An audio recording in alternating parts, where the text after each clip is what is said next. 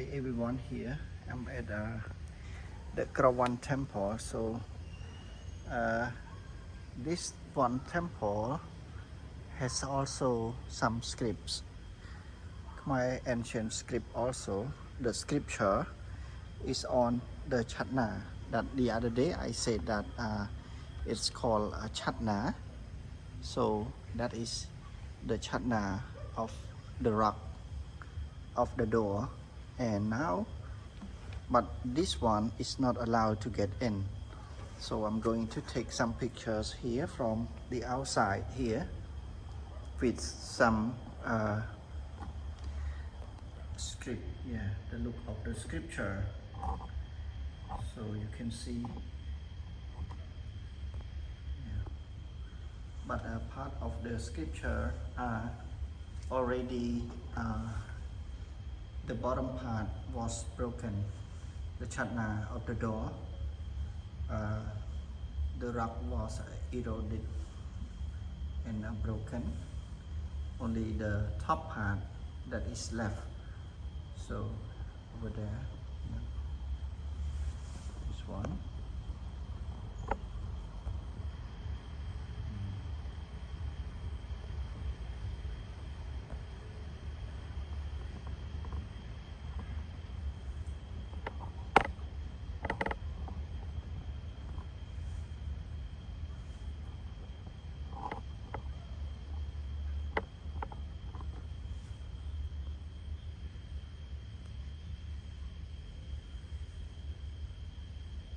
So I'm going to also take this opportunity to sing a song, and I have some song, one also about the New Year, and I'm going to sing the old song that I sang at the Mat Say Cham Krong. And I also want to mention that the other day that I said that Mat Say Cham Krong was in the Bung Thom, the large complex. In Khmer language, translated as large complex means a large compound of the group of temples, but actually it's in the small complex, not the large complex. So I went today and I went to the Angkor Wat and found that it's on the south side of the gate. So it's outside of the gate. So it means that it is in the small complex. So not the large complex. So only Bayon on the other side is the large complex. But Mat Say Cham Krong was in the south complex, in the small complex or small compound of the group of temples. In the group of temples like Angkor Wat too. So Mat Say Cham Krong is in the group on the south of the gate to get into the Angkor Thom complex. Yeah, that's why. So that's why it's called Vung Toj. Vung Toj, it means that it's in the small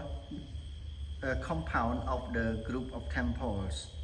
That's we call small compound. And the other group of temples are in the large compound. Yeah. So that's the difference between the group of temples in the Angkor complexes. So now I'm going to sing that song that I just brought the script, and I'm going to sing that I just finished today. So I was supposed to sing yesterday in time of the event, but today is also the event of the international religion. So I'm going to sing to have a poem, to read a poem regarding the New Year or Songkran and the Khmer New Year and the Songkran, and also what we say, the religions. Yeah, the international event of religions.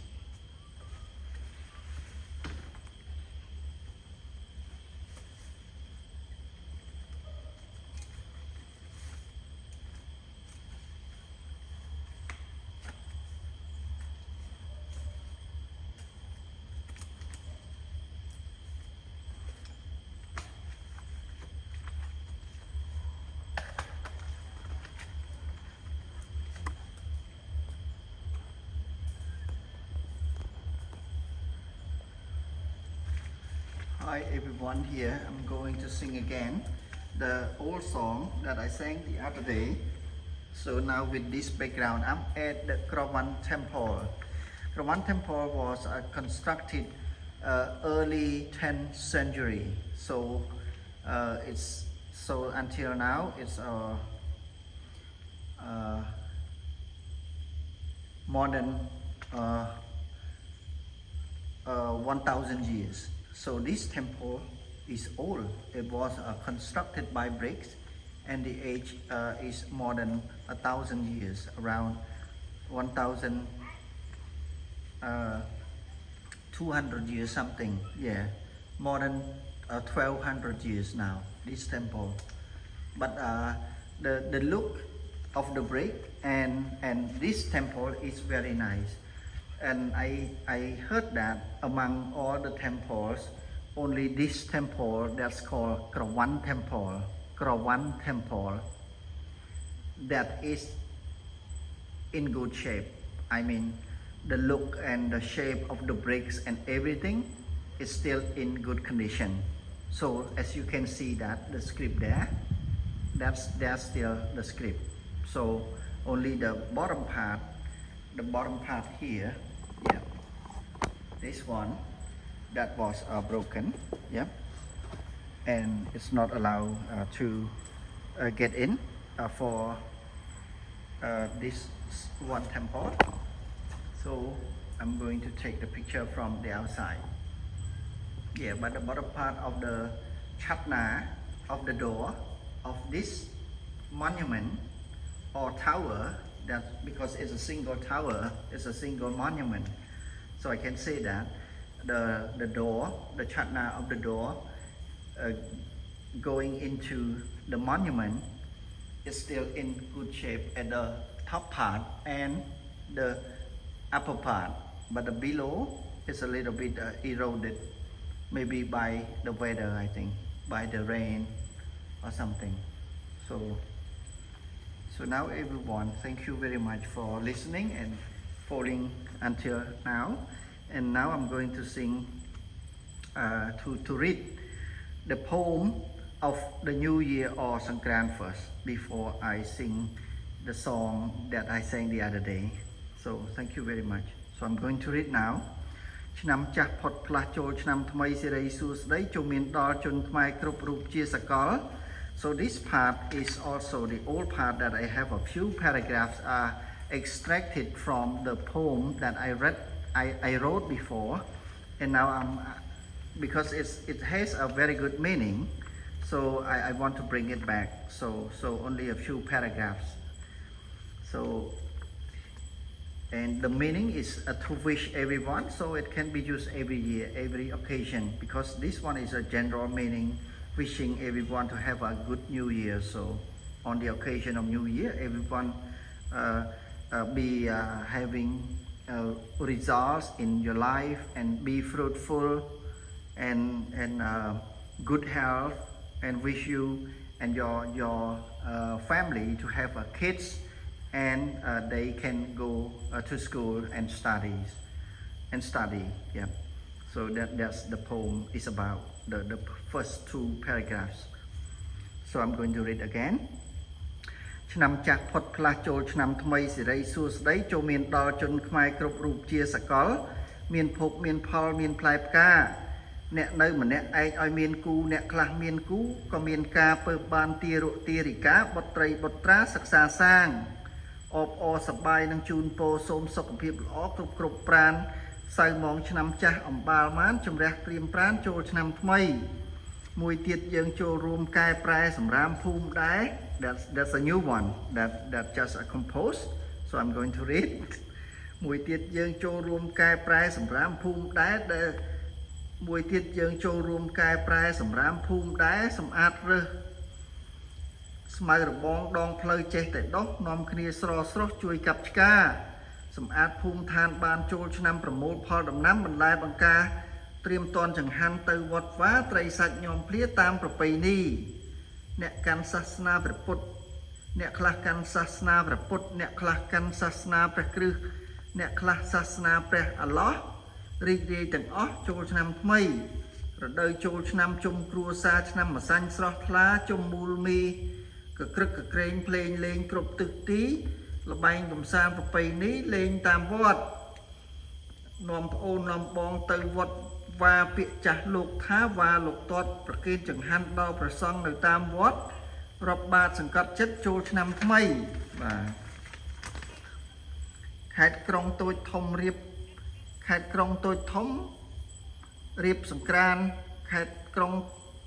តូចធំរៀបសង្ក្រាន្តបាត់ដំបងកំពង់ចាមកែបកំពតកំពង់សោមកំពង់ធំសួងមេមត់តកែវក្រចេះពោធិ៍សាត់កំពង់ស្ពឺបាទនេះតាមខេត្តដែរបាទលេងកំសាន្តសង្ក្រាន្តក្រុងណាក៏បានបាទចិត្តឆ្ងាយភូមិឋានតាមចំណូលបាទតាមចំណងចំណូលចិត្តគឺចិត្តឆ្ងាយភូមិឋានតាមចំណូលជះទឹកប៉ាតម្សៅមើលស្រួលបួលកុំឲ្យតែដួលទៅបានហើយបាទកុំឲ្យដួលបាទជីអីប្រយ័ត្នប្រយែងធ្វើដំណើរឆ្លងកាត់ប្រយ័ត្នប្រយែងប្រុសស្រីចាស់ក្មេងលេងសប្បាយឈូឆកកក្រឹកកក្រែងលេងចិត្តឆ្ងាយកុំឲ្យគេជេរម្រាយគោរពគ្នាចង់ឆ្លងខេត្តក្រុងក្នុងចូលឆ្នាំផុតមួយរោងចូលម្សាញ់ជុំគ្រួសាររដូវបុណ្យចូលឆ្នាំចិត្តស្រស់ថ្លាលាស់ស្លឹកផ្លែផ្កាក្នុងឆ្នាំថ្មីជះទឹកប៉ាតម្សៅស្រុកកំណើតផុតរោចចូលខ្នើតកើតរាសីឆ្លងភូមិឆ្លងឋានក្រុងទឹកដីកណ្ដាលឧត្តរមានជ័យប្រស័យអនុបាទចង់ជិះតាមទូកទៅកោះកុងបាទចង់ជិះតាមទូកទៅកោះកុងចេញពីកោះរ៉ុងកោះសង្សារតាមទល់ដែនថៃព្រះវិហារកាត់ស្ទឹងបឹងមាលាចេញស្ទឹងត្រែងដំណើរដើរកំសាន្តក្នុងឆ្នាំថ្មីមើលទឹកមើលដីស្រុកខេត្តក្រុងបាទមើលទឹកមើលដីស្រុកខេត្តក្រុងចាក់លិចចេញកើតជើងទៅត្បូងព្រៃប្រសពកាត់ឆ្លងកាត់ត្បូងឃ្មុំបន្ទាយមានជ័យព្រៃខ្មែរដីកំពង់ឆ្នាំងកាត់ផ្លូវអន្ទង់អាំងចេញបៃលិនស្រុកត្បូងស្រុកពេជ្រស្រុកស្លៀកក្បិនបាំងតាំងយូសិននៅភ្នំយ៉ាតបាទនៅភ្នំយ៉ាតបាទភ្នំយ៉ាតសម្បូរលក្ខណៈប្រពៃណីដែរបាទហើយក៏ជាបៃលិនជាខេត្តមួយដែលសម្បូរត្បូងពេជ្របាទគឺអ្នកណាក៏ដឹងបាទក៏ល្បីដែរបាទហើយក៏ជាខេត្តមួយដែលមានលក្ខណៈប្រពៃណីដូចជាតាំងយូអីគេល្បីនៅបៃលិនហ្នឹងឯងបាទហើយគឺភ្នំយ៉ាតក៏មានศิลาចរិតមួយចំនួនមានអក្សររហូតទៅដល់អក្សរភូមាទៀតបាទអញ្ចឹងបន្ទាយមានជ័យព្រៃខ្មែរដីកំពង់ឆ្នាំងកាត់ផ្លូវអន្ទង់អាំងចេញបៃលិនស្រុកត្បូងស្រុកពេជ្រស្រុកស្លៀកក្បិនបាំងតាំងយូសិននៅភ្នំយ៉ាតត្រឡប់មកដល់ផ្ទះនេះត្រឡប់មកដល់ផ្ទះនេះវាលរិញសៀមរាបភ្នំពេញរតនគិរីស្វាយរៀងខ្វែងខ្វាត់កាត់គ្រប់ទីព្រៃវែងមណ្ឌលគិរីខឹបគ្រប់ខេត្តក្រុងបាទតបមកបានជ័យក្រុងភូមិឃុំខណ្ឌជ័យក្រុងភូមិឃុំជ័យក្រុងស្រុកភូមិឃុំខេត្តឃុំខណ្ឌខេត្តចូលឆ្នាំខែចែកច្រូតរួចរាល់បោកបែនទុកដាក់ប្រមូលផលស្រូវកិននៅសល់ដាល់អំបុករដូវចូលឆ្នាំចាំសបាយទឹកមុខស្រស់ស្រាយសស្រាក់សស្រាំក៏ក្រឹកកក្រែងភ្លេងលេងគ្រប់ទីឋានរំបាស់ញាក់ប្រានទាំងប្រុសស្រីបោះអង្គុញចោលឈូងនឹងទាញព្រាត់លាក់កន្សែងតាមវត្តវាយក្អមដីក្មេងចាស់លេងល្បែងប្រជាប្រិយកំសាន្តឆ្នាំថ្មីហុយដីម្ដងបាទដាក់ហុយដីសេចក្រានចូលឆ្នាំតាមខេត្តក្រុងខ្មែរគ្រប់ក្រៅក្នុងគ្រប់ក្រុមសង្កាត់ខ្មែរគ្រប់ក្រៅក្នុងគ្រប់ក្រុមសង្កាត់ធ្វើដំណើរចូលឆ្នាំសូមប្រយ័ត្នឲ្យបានសុវត្ថិភាពទាំងអស់គ្នាមួយទៀតយើងចូលរួមការប្រែទម្លាប់ចាស់ដែរដែលនាំឃ្លាតឌឺដងដុតរោលនឹងហួហេតុចាក់ដល់ប្របែកនិយាយដើមទម្លាប់ទាំងនេះគួរកប់ចោលរួចនាំគ្នាជ្រងជួយស្រោចស្រង់ទម្លាប់ល្អថ្មីដែលផូរផង់ផុសចេញពីអង្គយើងខ្លួនឯងបាទគឺយើងខ្លួនឯងនាំគ្នាជួយធ្វើបាទជួយលើកស្ទួយបាទ Chạy tập năng ngay bóng ổn và nhóm an riêng là ngất tích nhóm có an xây cho bác có đi là ăn ô là đệ đó ba bạn rồi đêm rồi đó ba bạn đẹp rồi động bạn chắc nhóm nâng mơ đặt hỏi chật mơ an mà xa tiết bạn năm chặt phật pla trôi năm thay mây series suốt đấy cho miền đo chôn mai cướp rúp chia sẻ miền phúc miền phò miền plei ca nè nơi mà nè anh đội trà oi pồi giống bà nhóm an chỉ style nữa các bạn nè nơi mà nè anh oi miền cu nè là miền cu có miền ca bờ ban tia rụt tia thì cá bật tray bật trá sắc xa sang ôm o sắp bay đang chun po xôm sắp của phim lọ cướp cướp pran sai mong năm cha ẩm ba mát trong rẹt tiêm pran trôi năm thay mùi tiệt dương trôiរួមcài prai sầm ram phun đai sầm ạt rơi smile được bom đòn phơi che tại đông non kia sro chui cặp ca sầm ạt phun than ban trôi nămประមូលផលដំណាំបន្លែបង្ការត្រៀមតនចង្ហាន់ទៅវត្តវ៉ាត្រីសាច់ញោមភ្លៀប្រពៃណីអ្នកខ្លះកាន់សាសនាព្រះពុទ្ធអ្នកខ្លះកាន់សាសនាព្រះគ្រិស្តអ្នកខ្លះសាសនាព្រះអាឡោះរីករាយទាំងអស់ចូលឆ្នាំថ្មីរដូវចូលឆ្នាំជុំគ្រួសារឆ្នាំអាសាញ់ស្រស់ថ្លាជុំមូលមីក៏ក្រឹកក៏ក្រែងភ្លេងលេងគ្រប់ទិសទីល្បែងកំសាន្តប្រពៃនេះក៏លេងតាមវត្តនាំប្អូននាំបងទៅវត្តវ៉ាពាក្យចាស់លោកថាវ៉ាលោកទាត់ប្រគេនចង្ហាន់ដល់ព្រះសង្ឃនៅតាមវត្តរាប់បាបសង្កត់ចិត្តចូលឆ្នាំថ្មីបាទរាប់បាបផងដែរបាទទុកគៀនផ្កាយយកទៅវត្តប្រគេនសង្ឃនិងថ្វាយព្រះខេត្តក្រុងតូចធំរៀបសង្ក្រានបាត់ដំបងកំពង់ចាមកែបកំពតកំពង់សំកំពង់ធំសួងមេមត់តកែវចេះពោធិ៍សាត់កំពង់ស្ពឺលេងកំសាន្តសង្ក្រានក្រុងណាក៏បានចិត្តឆ្ងាយភូមិឋានតាមចំណូលចាស់ទឹកប៉ាត់ម្សៅមើលស្រួលបួលកុំឲ្យតែដួលទៅបានហើយធ្វើដំណើរឆ្លងកាត់ប្រយ័ត្នប្រយែងប្រុសស្រីចាស់ក្មេងលេងសប្បាយឈូឆកក្រឹកក្រែងលេងចិត្តឆ្ងាយកុំឲ្យគេជេររាយគោរពគ្នាចង់ឆ្លងខេត្តក្រុងក្នុងចូលឆ្នាំផុតមួយរងចូលម្សាញ់ជុំគ្រួសាររដូវបុណ្យចូលឆ្នាំចិត្តស្រស់ថ្លាលាស់ស្លឹកផ្លែផ្កាក្នុងឆ្នាំថ្មីជះទឹកប៉ាតម្សៅស្រុកកំណើតផុតរោចចូលខ្នាតកើតរាសីឆ្លងភូមិឋានក្រុងឆ្លងភូមិឆ្លងឋានក្រុងទឹកដីកណ្ដាលឧត្តរមានជ័យព្រះសីហនុចង់ជីកតាមទូកទៅកោះកុងចេញពីកោះរងកោះសង្សារតាមទល់ដែនថៃព្រះវិហារកាត់ស្ទឹងបឹងមាលាចេញស្ទឹងត្រែងដំណើរកំសាន្តក្នុងឆ្នាំថ្មីមើលទឹកមើលដីស្រុកខេត្តក្រុងចាក់លិចចេញកើតជើងទៅត្បូងព្រៃប្រសពកាត់ឆ្លងកាត់ត្បូងឃុំមន្ទីរមានជ័យព្រៃខ្មែរដីកំពង់ឆ្នាំងកាត់ផ្លូវអន្ទុកអាំងចេញបៃលិនស្រុកត្បូងស្រុកពេជ្រស្រុកស្លៀកក្បិនបាំងតាំងយូសិននៅភ្នំយ៉ាតត្រឡប់មកដល់ផ្ទះឯនេះវារិញសៀមរាបភ្នំពេញរតនគិរីស្វាយរៀងខ្វែងខ្វាត់កាត់គ្រប់ទីព្រៃវែងមណ្ឌលគិរីគ្រប់ខេត្តក្រុងបាទគ្រប់ខេត្តក្រុងបាទ24 25ខេត្តក្រុងបាទជាយក្រុងស្រុកភូមិឃុំខណ្ឌខេត្តចូលឆ្នាំខែចែកជ្រុតរួចរាល់បោកបែនទុកដាក់ប្រមូលផលស្រូវកិននៅសល់ដាល់អំបុករដូវចូលឆ្នាំចាំសបាយទឹកមុខស្រស់ស្រាយសស្រាក់សស្រាំក៏ក្រឹកក៏ក្រែងភ្លេងលេងគ្រប់ទីឋានរំញាក់រំបាស់ញាក់ប្រាទាំងប្រុសស្រីបោកអង្គុញចោលឈុំនឹងទាញប្រត់លាក់កន្សែងតាមវត្តវាក្អមដីក្មេងចាស់លេងលបែងប្រជាប្រិយកំសាន្តឆ្នាំថ្មីហុយដីម្ដងសង្ក្រានចូលឆ្នាំតាមខេត្តក្រុងខ្មែរគ្រប់ក្រៅក្រុងគ្រប់ក្រុងសង្កាត់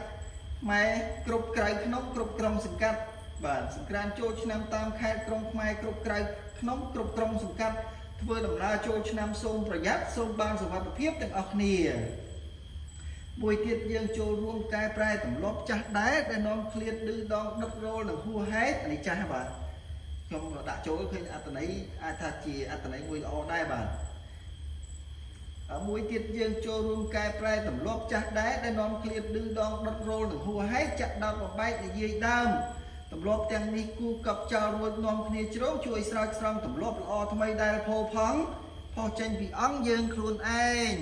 បាទផុសចេញពីអង្គយើងខ្លួនឯងបាទគឺយើងជួយគ្នាបាទអញ្ចឹងតែប៉ុណ្្នឹងហើយបងប្អូនបាទ Hi everyone, so I just finished reading a poem regarding Khmer New Year or Songkran event that is organized on the occasion of the Khmer New Year that is happening during the dry season in April. Normally it's usually during April mid of April. Yeah, so it's the time for the Khmer celebration. It's the one of the biggest festivities in the whole year. Yeah, so Khmer New Year is the biggest event of the other amongst other events of the year. So it is the time that Khmer people pause from work, stop from work to have a few days, 2-3 days of a vacation and celebrate the occasion of the new year. And normally people bring food, bring fruit, vegetable and some other things as a cake, sweet, dessert, stuff like that, and to go to pagoda to pray to the monk, so that the praying deliver to the old ancestors, the previous ancestors of their relatives. So that's the tradition of the Khmer New Year. And Khmer New Year is the time that people are finished harvesting the rice fields, the rice output from the rice field. So it's the time that people start to finish the harvesting, and they have time to enjoy, and they have finished preparing, organizing all the rice output for the year. So it's the time that Khmer people take the time off to celebrate the New Year. So it's the time. So it's part of the Khmer tradition dated back long ago, that I didn't remember what year, but it's very long time since the ancient time of the Khmer era. So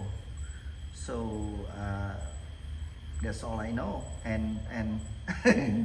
that's all I know. I'm sorry. So I don't know much about history, but I'm trying to get the information that possible I know, and I'm trying to explain in every clip that I'm going to sing or to talk about or to go taking the video from. So that's the information and the history of Cambodia and the Khmer people and the Khmer tradition. So the poem is about talking about traveling around the country from one province to another, and from one city to another, and to enjoy the celebration of the New Year. And also people have to help each other in cleaning the community, in cleaning up the houses, home or community. Yeah, it's part of the neighborhood that people will prepare in order for them to celebrate the New Year. So that's part of the tradition also, when people cleaning up home and household to get ready for the celebration and praying to the goddess or the god who will come, because every year has a god of the year. And so in Khmer tradition, people will pray to the new coming god to crown in the year, in the coming year. That's how people believe. So thank you everyone for listening, and that the poem is all about. And also another part of the poem is to wish everyone, including you guys who are listening, to have a very good time and enjoy also the coming New Year. And from the time that the Khmer New Year starts in April, so you have another year round to have a good luck during the year. So thank you very much everyone, and that's the poem is about. And the last part is to say that all people have to come together, and in order have, and when we see anything in the society that is not really positive, we can start to collaborate and to help each other and lift up all the good work and all the positive behaviors, and also the positive activities that will bring our society up and inspire everyone in the society to do good. That's how it is. So thank you everyone. That's all. Yeah, thank you. បាទសូមអរគុណបងប្អូនបានដូចបងប្អូនបានឃើញហើយថានៅក្នុងកំណើតនេះគឺមានអត្ថន័យបែបហ្នឹងគឺទី1គឺការនិយាយពីរឿងចូលឆ្នាំបាទហើយគឺមានការជូនពរសូមឲ្យអ្នកដែលគឺសម្រាប់ជនគ្រប់រូបជាសកលតែម្ដងបាទ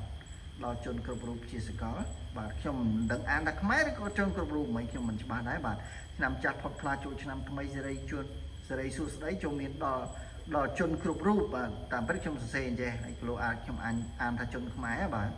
so and wish everyone all people in the world in the globe yeah to have a good luck and to be fruitful during the year so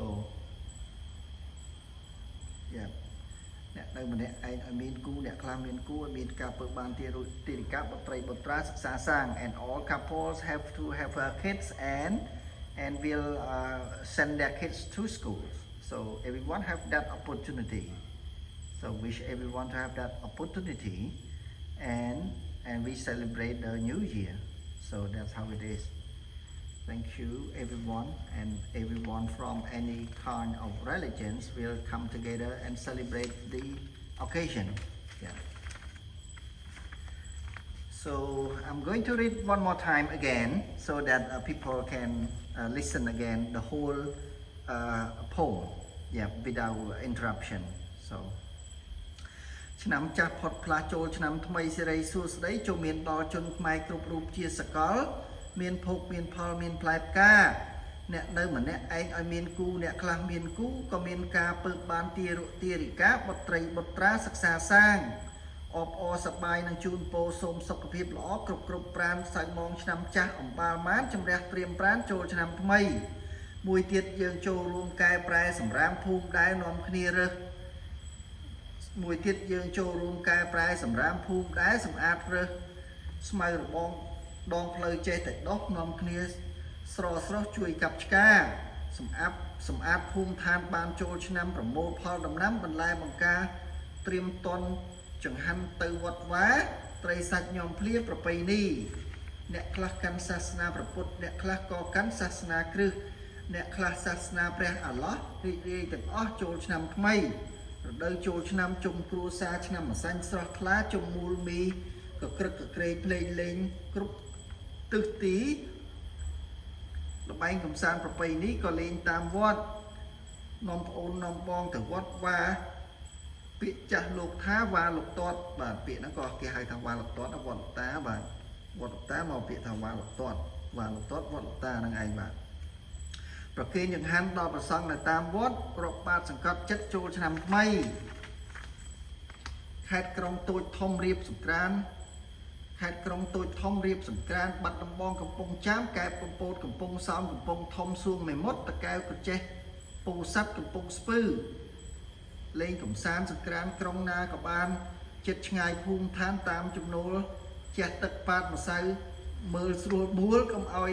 តែដួលទៅបានហើយបាទជីឆ្វេងឆ្វាយចេះប៉ាតម្សៅអីបាទសូមប្រយ័ត្នប្រយែងធ្វើដំណើរឆ្លងកាត់ប្រយ័ត្នប្រយែងប្រុសស្រីចាស់ក្មេងលេងសប្បាយឈូឆកក្រឹកក្រែងលេងចិត្តឆ្ងាយកុំឲ្យគេជេររាយគ្រប់គ្នា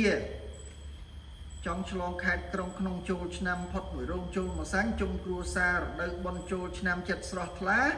លាស់ស្លឹកផ្លែផ្កាក្នុងឆ្នាំថ្មីចេះទឹកប៉ានម្សៅស្រុកកំណើត